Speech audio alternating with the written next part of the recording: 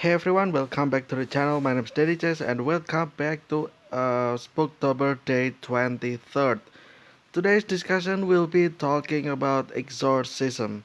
So, you know, like, we will talk about exorcism based on the perspective of, like religion, basically, like the same as few days ago when we actually talk about afterlife, right? We talk about like discuss from the certain point of view from many religions or beliefs, right? Or even from people with no beliefs as well. And in that video we also talk about this from not this I mean the afterlife, and kind of like describe how it might looks like, right? Depending on many beliefs as well. And yeah, I guess this time is kind of the same, where we actually will talk about exorcism according to many religions, probably, right?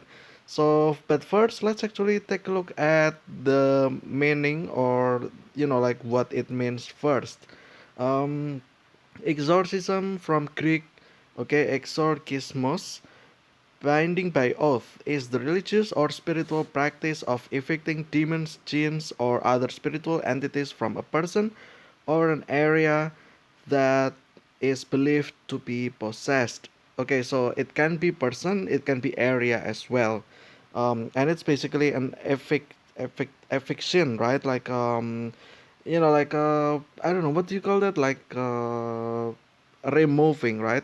Removing these kinds of demons, jinns, like spiritual entities, from person or building, basically, or area. Depending on the spiritual beliefs of the exorcist, this may be done by causing the entity to swear an oath, performing an elaborate ritual, or simply by commanding it to depart in the name of a higher power. Uh, in this case, probably God, right? Or whatever, like whatever you believe as the higher power, right? The practice is ancient and part of the belief system of many cultures and religions. Okay, so it means that it's been done like like since a long time ago, basically, right? How long? I'm not sure. This one's the painting of that, I guess. Okay, here we go. Buddhism. So, the practice of reciting, listening to parita began very early in the history of Buddhism.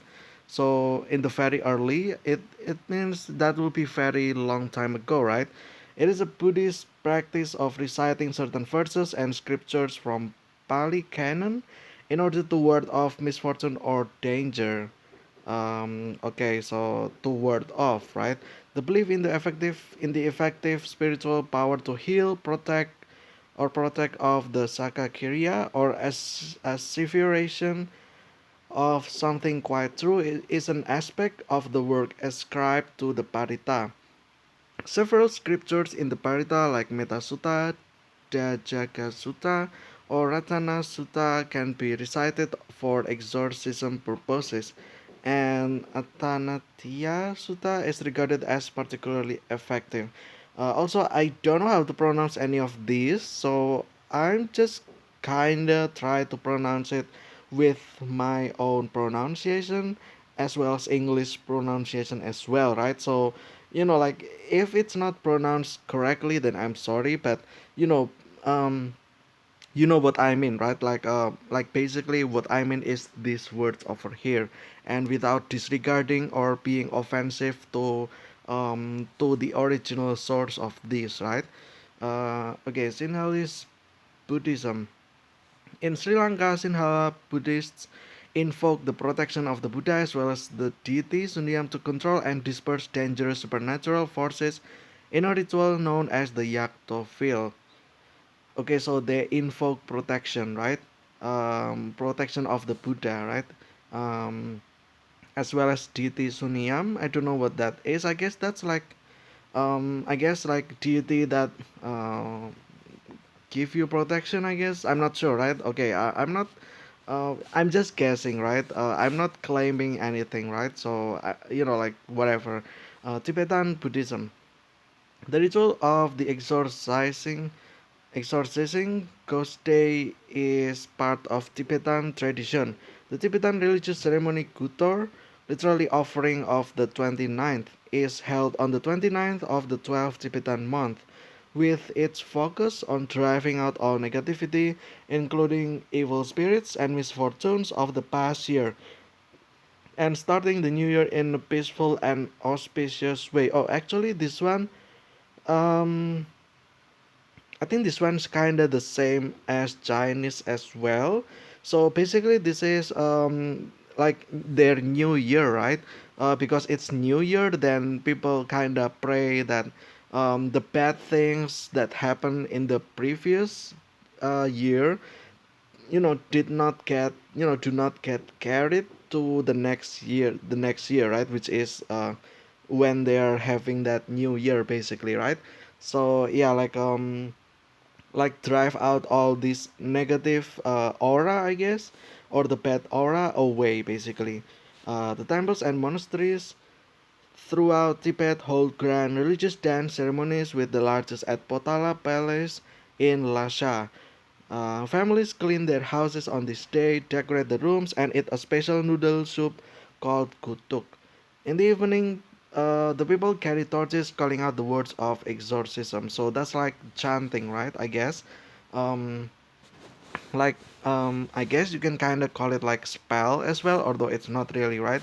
I guess it's more like chanting some like mantras or yeah, words of exorcism, basically, right.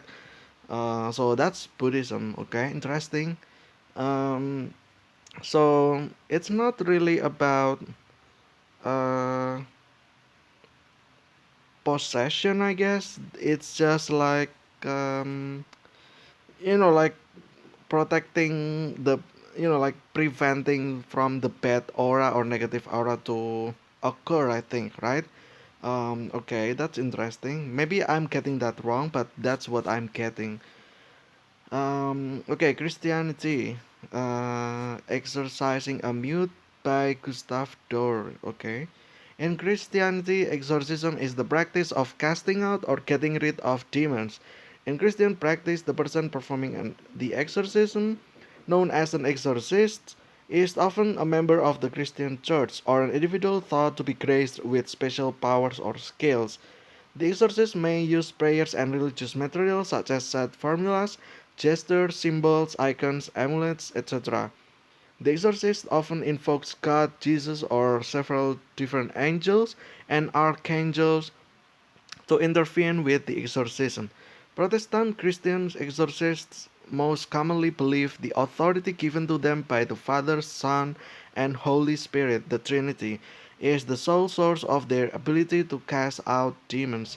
So this one is, like this is basically your like your common horror movies about demon possessions, right. And yeah, I guess this is getting rid of that, and this is demons, right, which will be the key, which I think will be differentiating between Christianity and Islam, I think. Where in Christianity it's about demons, right, that possessed a human, I think, or building as well, I think so.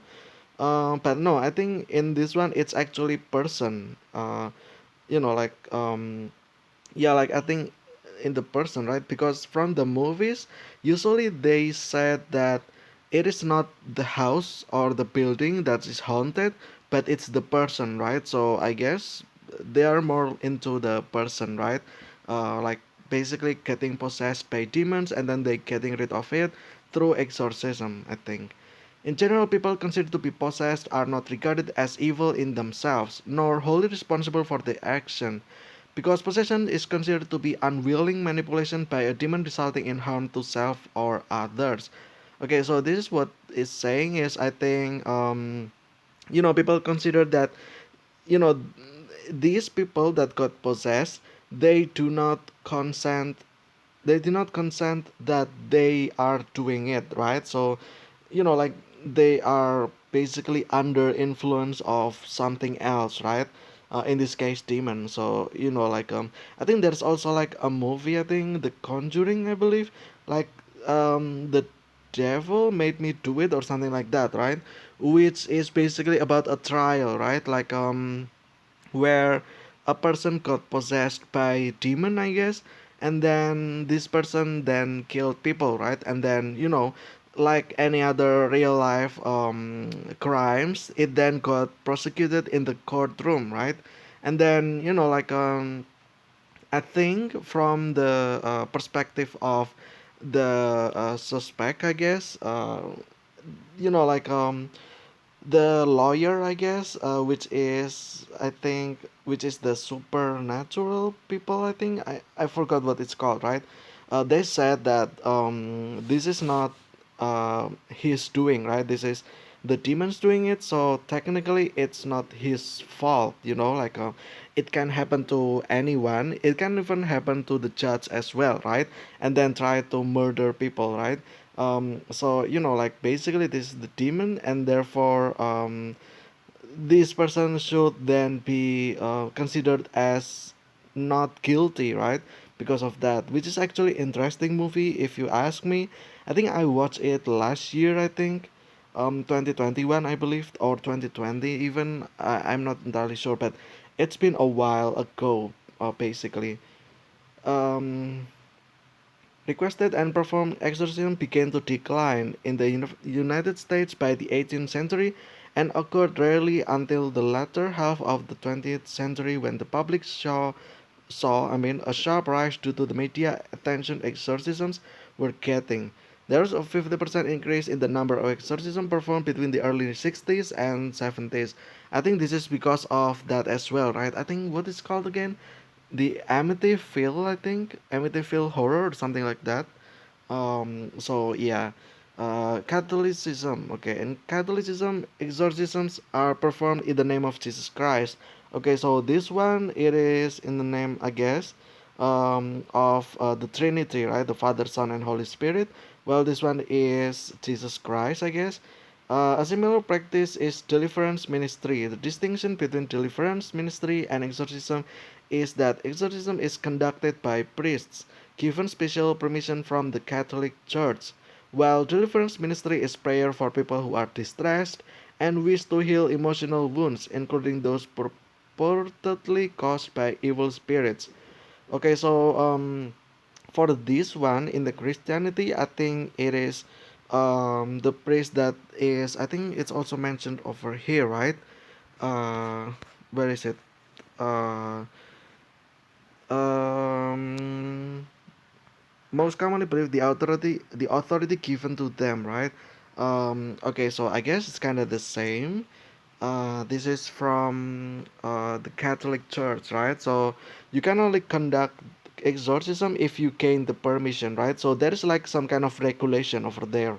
So yeah, the Catholic rite for a formal exorcism called major exorcism is given in section 11 of the Ritual Romanum.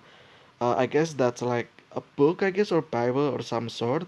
The ritual lists guidelines for conducting an exorcism and for determining when a formal exorcism is required. Okay, so this is basically there is again like there is regulation to do any kind of this, right? Um, there is the procedures on how to do this, which is explained here, I guess. In Catholic practice, the person performing, known as exorcist, is an ordained priest, recites prayers according to the rubrics of the rite, and may make use of religious materials such as icons, sacramentals, and relics. Invokes God, specifically the name of Jesus Christ, as well as members of Church Triumphant and the Archangel Michael to intervene with the exorcism. Okay, so yeah, like basically Michael, right? Archangel. So yeah, according to the Catholic understanding, several weekly exorcism over many years are sometimes required to expel a deeply entrenched demon. Okay, so there's that. And then more of these, I guess. The whole church, past, present, and future, has the task of exorcist to banish sin, evil, injustice, spiritual death, the devil from the life of humanity. Both healing and exorcising are ministered through prayers which spring from faith in God and from love for man. All the prayers of healing and exorcism, composed by the fathers of the church and in use since the 3rd century, began with the solemn declaration, "In Thy name, O Lord." Okay, there's that, I guess. So yeah, I knelt down and began to offer up the desires of my heart to God. I had scarcely done so when immediately I was seized upon by some power which entirely overcame me and had such astonishing influence over me as to bind my tongue so that I could not speak. Thick darkness gathered around me, and it seemed to me for a time as if I were doomed to sudden destruction. But exerting all my powers to call upon God, deliver me out of the power of this enemy which had seized upon me. And at the very moment when I was ready to sink into despair and abandon myself to destruction, not an imaginary ruin, but to the power of some actual being from the unseen world who had such a marvelous power as I had never before felt in any being. Just at this moment of great alarm, I saw a pillar of light exactly over my head above the brightness of the sun, which descended gradually until it fell upon me. Okay, so this is, I guess this is the person, I guess, that got possessed, I guess. And recorded the following in this 1831 account of the first vision. Okay, so yeah, I think this is a person that actually having this, right? Criticism. When someone becomes ill, pastors, exorcism practitioners visit the sick person's home, especially in rural areas and community. Okay, so it's like tribe, right? People in secluded area probably or rural areas. Then, with the help of others who believe in faith healing, strive to heal them without the use of drugs or anything else. Sometimes gets in the way of local authorities or public health officials trying to heal a sick person. Okay, so this is basically like maybe in a way this also like against like our I guess physical or medical reality, right? Like if you got sick, then go to the doctor, right, like that's obvious. But I guess some people, I would say as well, in the rural area as well, right, like they still believe this kind of stuff. Well, at least in my country anyway, like if you go here and go to like like secluded area or rural area in the countryside, like like far from developed cities or something like that, right? You will see these practices actually a lot. Like it still happen by many times, right? When a baby felt sick, and then like the parents, they will try not to go to the hospital first. uh, I mean that's kind of sad or unfortunate, right? But that's just the reality, right? Instead, they ask for like some kind of uh, people, like a person in the nearby area that has strong connection with God, right? Like they like pray every day, they do good deeds, and then like the holy people basically, right? People that as you might call it like priest, right? And these people ask for this priest, and like to pray for the baby or the kid so that the illness or the disease got lifted, right? Like again, this is upon beliefs, right? I'm not disregarding this kind of rituals or habits. I mean, like you do you, right? But at the end of the day, I think it's still like at our current modern era anyway, with our technologies and stuff, I think it's always better to go to like to go to the hospital, right, or clinics or something like that. um you know I kind of understand as well that it is expensive, right? Some people might not have the money, then I guess that's like one perspective in seeing these kinds of stuff as well, right? Okay, Hinduism next. Okay, the image of Hanuman at the Hanuman temple in Sarangpur is said to be so powerful that its gaze drives evil spirits out of victims. Okay, so just seeing this picture, the evil just basically like run away, right? In many Hindu traditions, people can be possessed by bhuts or prats, restless and often malignant beings roughly analogs, analogous to ghosts, and to a lesser extent, demons. For Vedas or holy books of Hinduism, the Atharva Veda is most focused on knowledge such as exorcism, magic, and alchemy. Okay, so this is the same as well. Like basically in the Bible, right? In their holy books, basically. Um, like there is the basic means of exorcism are the mantra. Again, like, yeah, I guess it's like, like a word that you will enchant, right? When you perform this exorcism and the yajna. These are performed in accordance with Vedic traditions as well as the Tantra, the later esoteric teachings and practices within Hinduism. Within dominant Hindu sect of Vaisnava, which refers, I guess, or refers Vishnu as the supreme being, exorcisms are performed by reciting the names of Narasimha, a fierce avatar of Vishnu that seeks to destroy evil and restore Dharma, or by reading the Bhagavata Purana, a highly revered text that tells the story of good vanquishing evil. Another resource of exorcisms is the Garuda Purana, a vast corpus of literature mostly centered on Vishnu, deals heavily with topics related to death, disease, good versus evil, and spiritual health.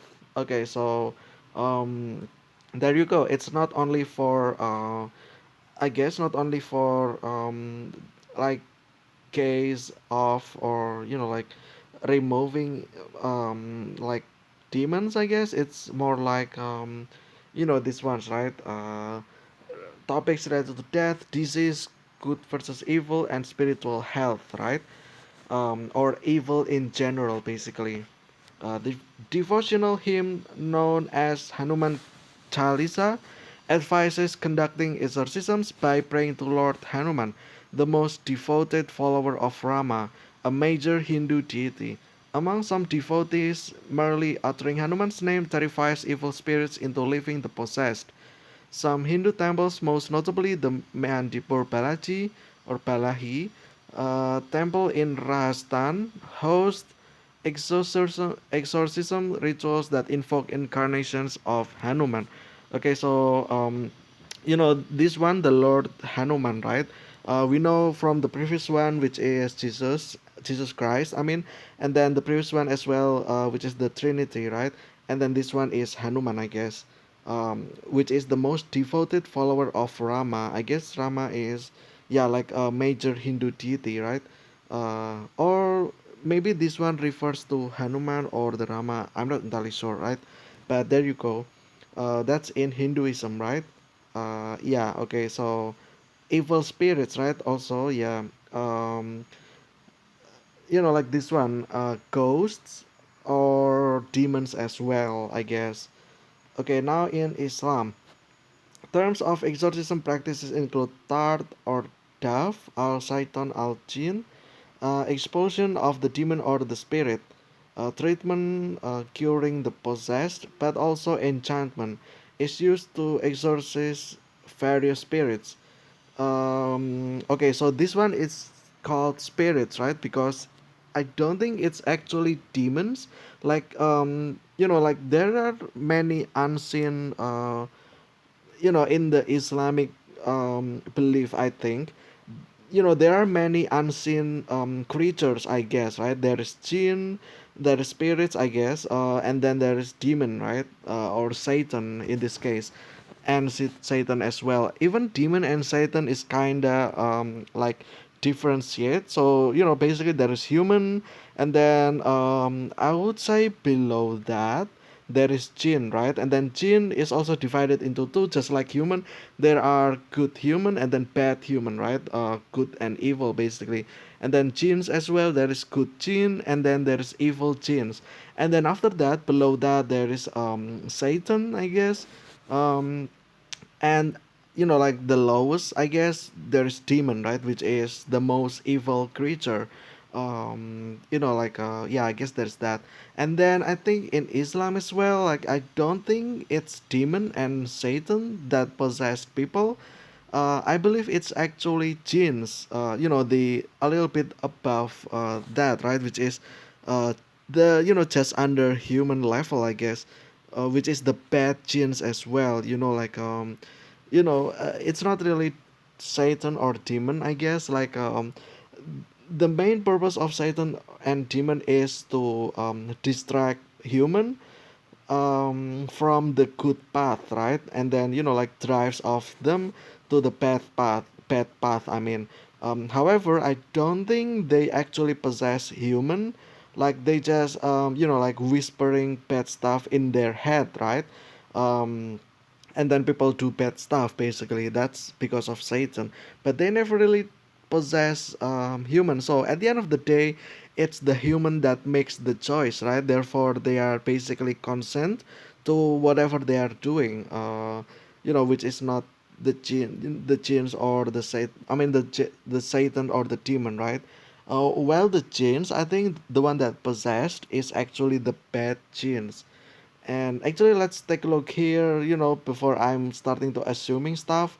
But that's what my teachers taught me, I think. Like the demons and Satan, they are not, really possessing human. They're just, the ones that whispering you bad stuff so that you, walks off from the good path, right? So, yeah. Specific verses from Quran are recited which glorify God, um, the throne first, Ayatul Kursi, okay, and invoke God's help. In some cases, the Adhan is also read as this has the effect of repelling non-angelic unseen beings or the jinn. Yeah, there you go, right? So the one that's problematic is the jinns, right? Because they are the one that can physically, I think, control people basically. So yeah, the Islamic prophet Muhammad taught his followers to read the last three surahs from the Quran. Surat Al-Ikhlas, I guess, of the Fidelity, the Dawn, and Mankind.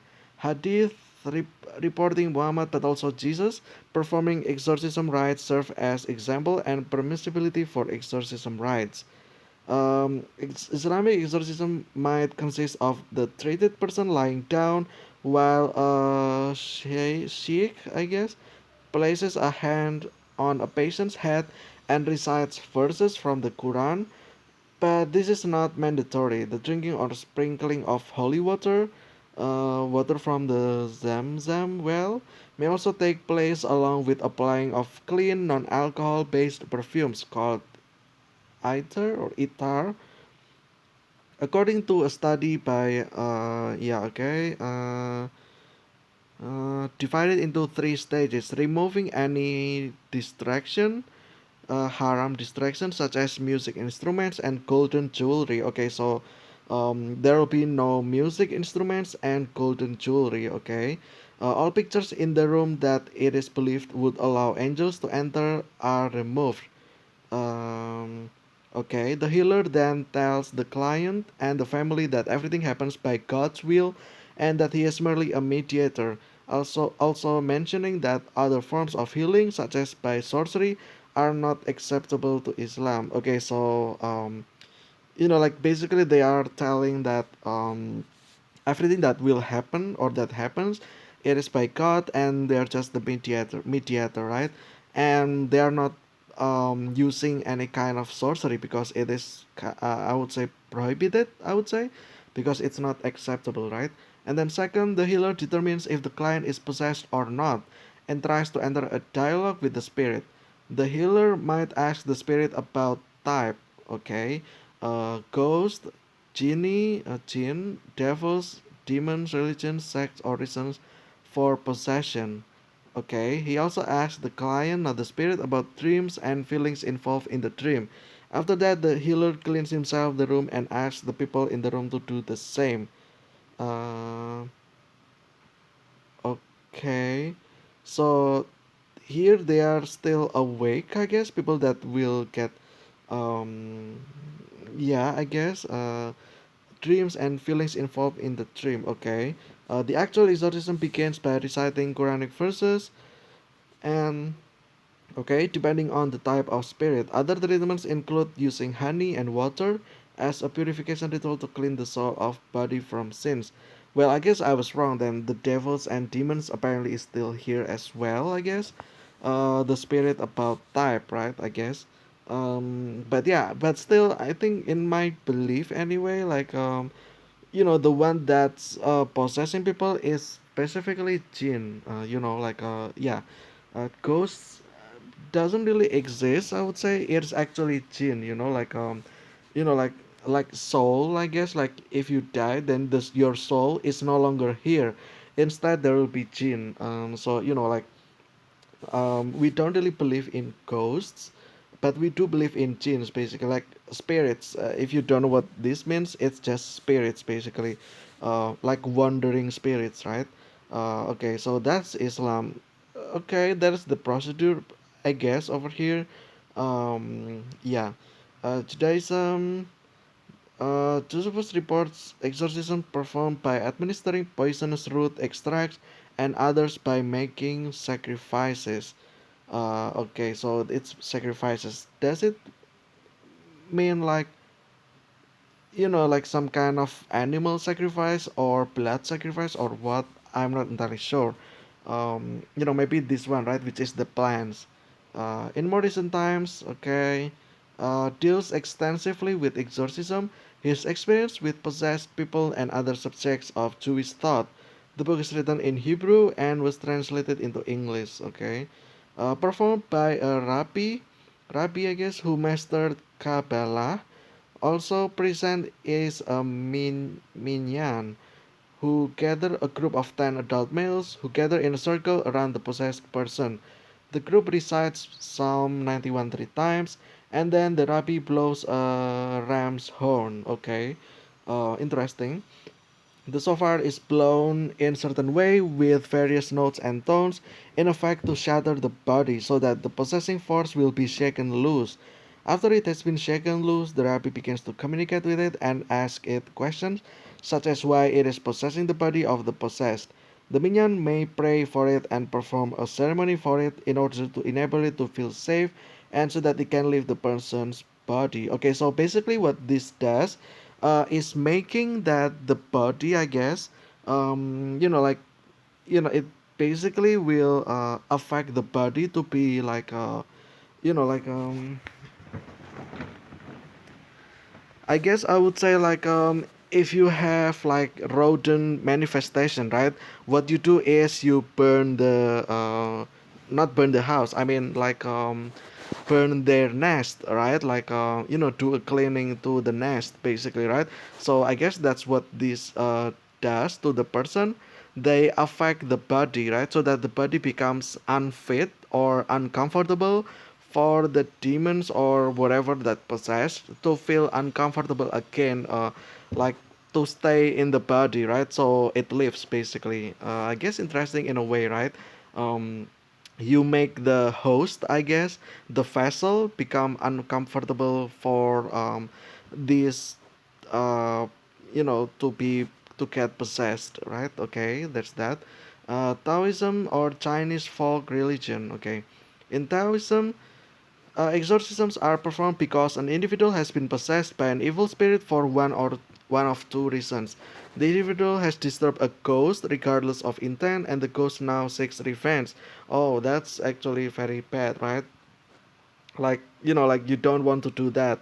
Like at least here in my country, there's actually these kinds of belief as well. Like you know, don't disturb the spirits, otherwise you can get possessed basically, or even if they don't feel like possessing you, then they might do some curses to you, like you will 7 days from now you will feel sick, and then and so on, right? Until you kind of make an apology, I guess, to the area where you make the problem or disturbing, then your curse will get lifted by the by these spirits, right? Although sometimes, like if you don't do this, it can get worse and it can even kill you, I think.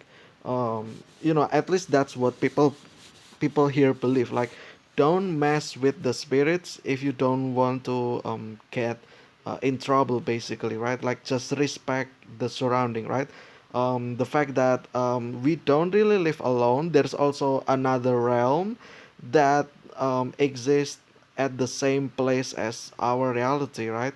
And then these realms also filled with these creatures, and you don't want to disturb them, basically, or else they will disturb you back. I guess this is kind of that, like, if this individual has either intentionally or unintentionally disturbed a ghost, right? Yeah, regardless of intent, basically. And now the ghost kinda wants a revenge. An alive person could also be jealous and uses black magic as revenge, thereby conjuring a ghost to possess someone. Okay, so this is basically using dark magic, right? Or black magic, I would say. Um, like a person doing black magic, like ordering these creatures to do harmful things to you, right? And again, this is also the same in my country as well, especially in the rural area, right? When you're wealthy in, like amongst your neighborhood, and then one of your neighbor can feel jealous, and then they go to the I guess like some kind of shaman or something like that, and then they will ask for um, like bad things to happen to you, basically, for like for your money, basically. And it can be very serious in some way, because there are actually stories that this is actually true, right? Even in, like there's also stories from the people that work in hospital, and they're kind of confused, right? Like, what actually happened to this person, right? Because it doesn't seem realistic,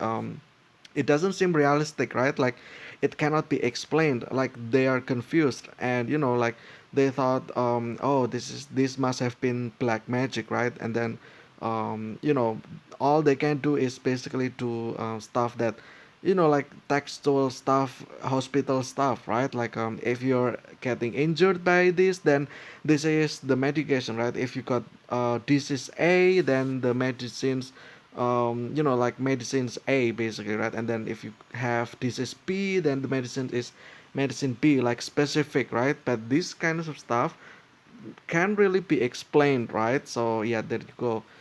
um Okay, the Fashi were both Chinese ritual specialists and Taoist priests, are able to conduct particular rituals for exorcism. Historically, Taoist exorcisms include usage of fulu, chanting, physical gesture like mudras, and praying as a way to drive away the spirit. The leaders of these exorcism rituals, who are Tanki, that invited the divine powers from the deities and conduct a dramatic performance to call out against the demons, so the village can once again have peace. Um, okay, so uh, they use chanting basically to drive away the spirit, and apparently this is also like demons in a certain area as well, because this says the village can once again have peace, right? So I think what happened here is that these demons, I guess, kind of terrorizing these people, right? And then they fan off that, using these rituals, right? That invited the divine powers from the deities, basically, right? Asking help from the higher power, basically. The leaders tried themselves with various sharp weapons to show their invincibility to ward off the demons and also to let out their blood. Okay, so I mean, without making this disrespectful or everything, I guess this is like basically, hey, see, I'm stronger than you, right? I am real. I have physical, and then you don't have, right? You're just a spirit. Therefore, I'm stronger than you, right?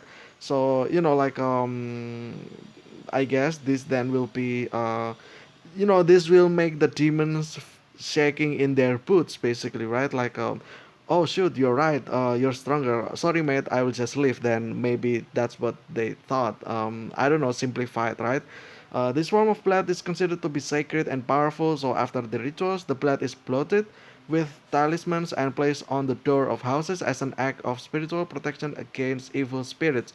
Okay, so then your the blood got I guess marked into the talismans, right, or relics, the same thing, right, like maybe what is it, like rosemary, like anything, right? It doesn't have to be certain accessories, I think. Like if you talk about talismans, like like maybe a coins, like coins or whatever you have can be talisman, right? um, so yeah, there's that, I guess. Scientific view. Here we go. Demonic possession is not a psychiatric or medical diagnosis recognized by either DSM-5 or ICD-10. Those who profess a belief in the demonic possession have sometimes ascribed to possession the symptoms associated with physical or mental illness such as hysteria, mania, psychosis, Tourette's syndrome, epilepsy, schizophrenia, or DID basically. Okay, so this is basically these smart people, I think. Well, not really, it doesn't have to be smart people, but more like researchers, right? Like they classify this as, there is always a reason to behind something, right? Additionally, there's a form of monomania called demonomania or demonopathy, in which the patient believes that they are possessed by one or more demons. The illusion that exorcism works on people is attributed by some to placebo. Oh, this is interesting because I think we just mentioned about placebo, like SCP, right? About placebo. So I guess, like according to their, I guess, to these people, maybe that exorcism is basically just placebo, right? Like these priests, these people that have the strong connection to God, I guess, they do this, but in reality, it really has no effect, right? But the thing that cure these people are the placebo effect, and the power of suggestion, basically. Like when these priests or people that have connection to God, they enchant stuff, right? Like they say prayers. It kind of make the person that got possessed feel a little bit relieved, right? Like relaxed or something like that. Therefore, their mind can also get calmed down. Therefore, they are not quote unquote possessed anymore, right? Because their mind is now healthy again or normal again, right? So yeah, within the scientific community, the work of psychiatrists in a believer in exorcism generated significant debate and derision. Much was made of his association with the controversial. Okay, despite the fact that Pack consistently called Martin a liar and a manipulator. Okay, so I mean, this is also like like like basically like again, like if you know about any of this, right? If you know about something, if you are a researcher in general, I guess it's better to not offend other people, right? um yeah, it makes sense. I guess the best approach is, like to let these people know, right? But, like without actually calling them out, right? Which is bad. Uh, After all, like you want to make these people believe or realize that this is not real, right? This is basically medical health, right? A medical health issue, basically, like it's not possession, it is just medical health issue, I guess. That's what these people thought, probably, right? And like if you want to make people believe or convinced into that, at least don't really, like aggressively call them out that they are wrong, right? I guess the best approach is probably by educating them, right?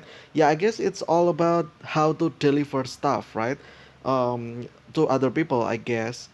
Other criticism leveled against Peck included claims that he had transgressed the boundaries of professional ethics by attempting to persuade his patients to accept Christianity. Okay, so yeah, I guess there's that. I mean, that's just the drama, right? I don't think they, like any people who are researching on this, I don't think they really mean to do this kind of stuff, right? Maybe this is only some people that actually disrespect others, right? But the thing is that not everyone is like this, right? I hope so, hopefully. Maybe there's also many other like doctors or researchers out there that actually have like specific approach, right? Like a friendly approach to people that believe into this kind of stuff to move forward into the modern era or technology, right? So yeah, I guess that will be it. There's still so much more about this, but I don't think I have time. This has already been too long, honestly. We already, serve our purpose. We see from many perspective, right? From religious perspective, and then there's also from scientific approach as well. Um, like from this I guess like from this Buddhism and then Christianity, Hinduism, Islam, and then what is Judaism, and then Taoism or Chinese folk religion, and then scientific view as well, right? But yeah, I think I hope you guys enjoyed. I hope you guys get something from this video, about exorcism, and how like from many perspectives of people, right? Or certain belief system, right? But yeah, and as you can hear in the background, I guess it starts to rain. So yeah, welcome to rainy season, I guess. When you watch this video, it's probably already rainy every day now in my place. So yeah, there you go, I guess. This is kind of transition for that, right? But yeah, I hope you guys enjoy it. I will see you again tomorrow with another discussion in Spooktober day.